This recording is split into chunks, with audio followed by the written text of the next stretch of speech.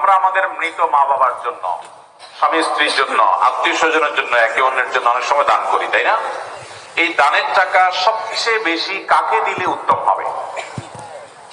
এ ব্যাপারে নবী করিম সাল্লাল্লাহু আলাইহি ওয়াসাল্লামের হাদিসের দিকে তাকালে আমরা দেখতে পাই, দানের জন্য সবচেয়ে উত্তম হলো নিজের রক্ত সম্পর্কীয় কোনো আত্মীয় স্বজন যদি অভাবী থাকে তাদেরকে দান করতে হবে। তাদের হক এবং অধিকার সবচাইতে বেশি।